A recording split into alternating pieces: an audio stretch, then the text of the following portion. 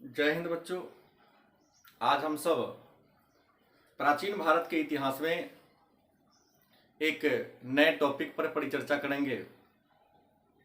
इसका नाम होगा मगध के उत्कर्ष।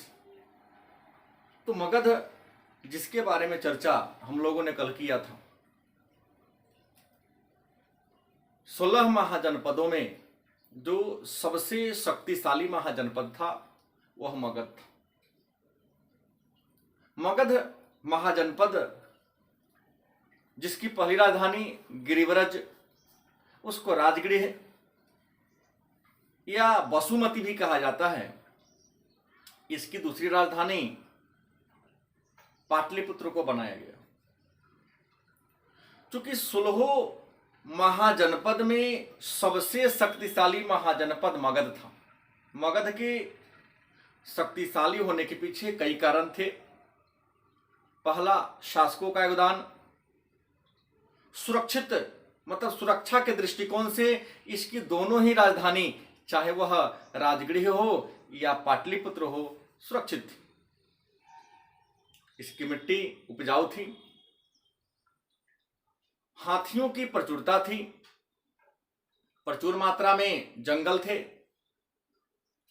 और लोहा का अयस्क यहां पर प्रचुर मात्रा में मौजूद थे।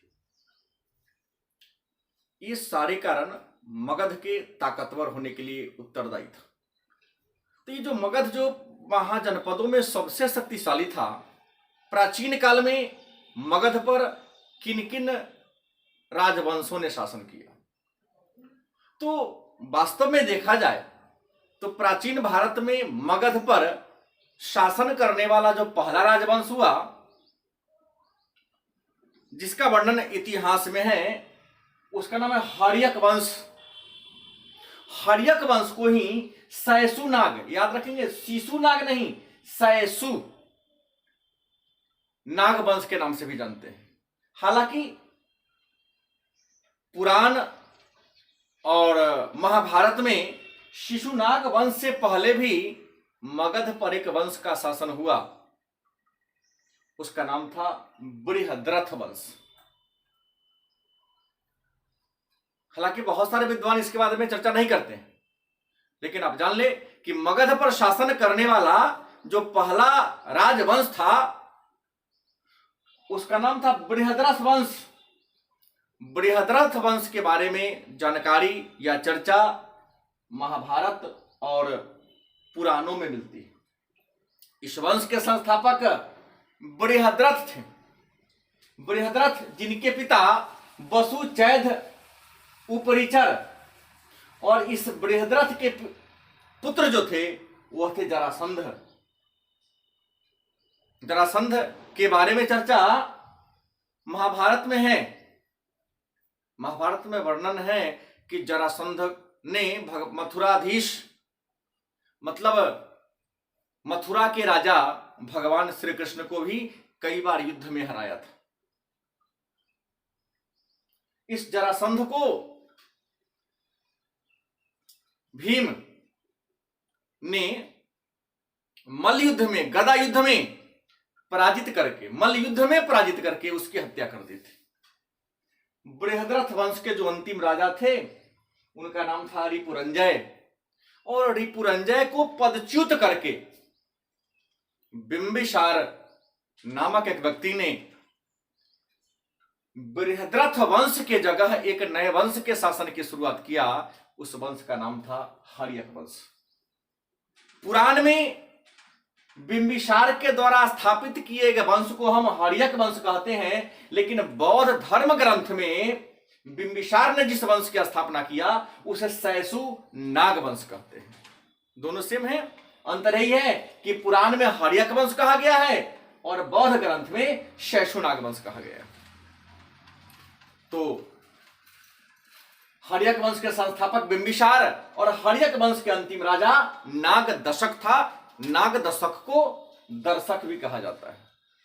इस वंश के अन्य शासक अजातशत्रु, उदयभद्र, अनिरुद्ध, मुंड।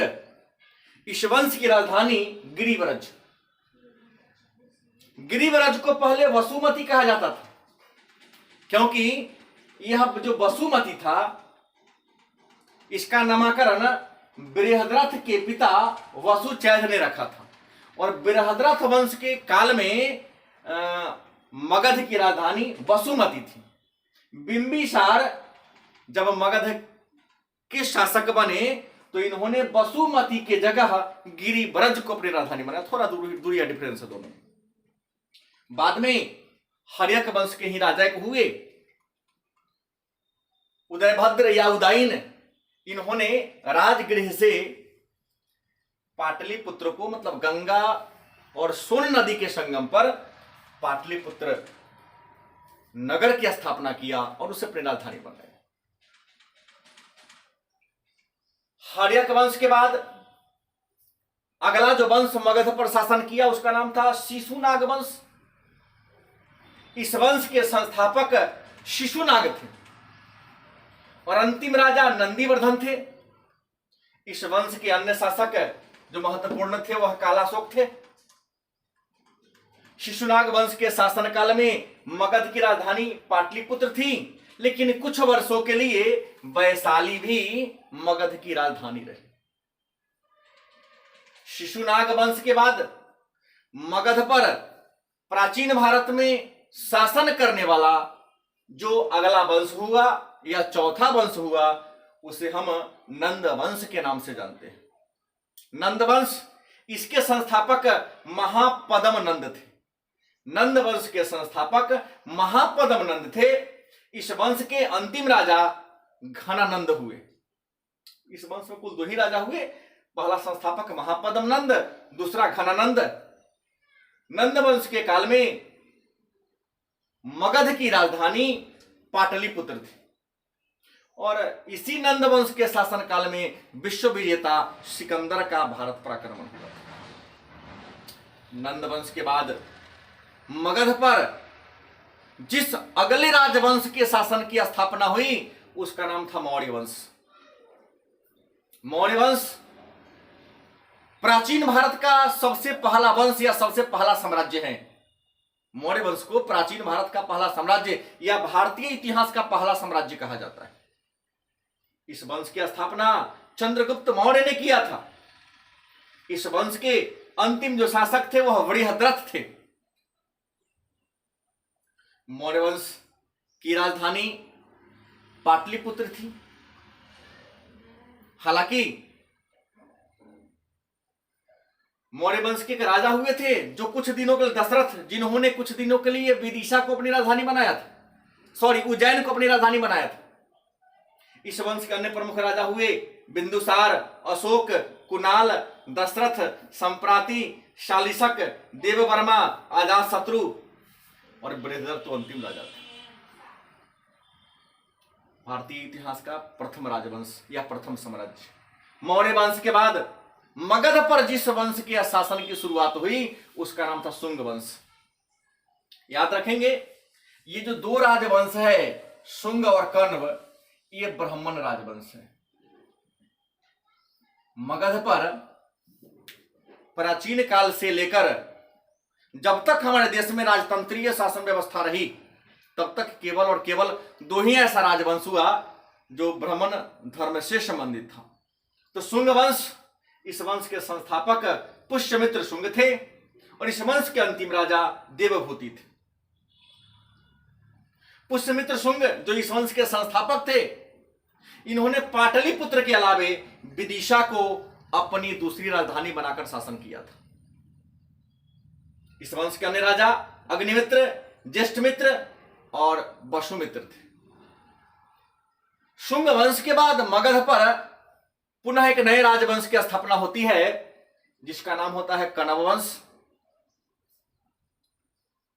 कण्व वंश के संस्थापक वासुदेव कण्व, इस वंश के अंतिम शासक सुशर्मा, अन्य शासक वासुदेव कण्व, भूमिमित्र, नारायण मित्र और सुशर्मा, चार राजाओं ने इस पर कण्व वंश के जो शासन किया था। इनकी भी राजधानी पाटलिपुत्र ही थी। कण्व वंश के बाद मगध पर एक नए राजवंश की स्थापना होती है। हालांकि इस वंश मतलब सातवाहन वंश का शासन होता है। सातवाहन वंश वास्तव में दक्षिण भारत का था। कृष्णा गोदावरी के क्षेत्र में इसका राज्य था, जो वर्तमान समय में महाराष्ट्र, मध्य प्रदेश और तेलंगाना के क्षेत्र में पड़ता है। तो सातवाहन वंश, इस वंश के संस्थापक शिमुख था। इस वंश की राजधानी प्रतिष्ठान या पैठन, अन्य शासक शिमुख, कृष्ण तृतीय, शातकर्णी, पुलमावी, यज्ञश्री शातकर्णी इस वंश के अंतिम महान शासक हुए। कहा जाता है इस सातवाहन वंश में कुल 30 राजा हुए और 30 राजाओं ने 450 वर्षों तक शासन किया। सातवाहन वंश के खंडहर पर मगध में जिस नए राजवंश की स्थापना हुई प्राचीन भारत में, उसका नाम था गुप्त वंश।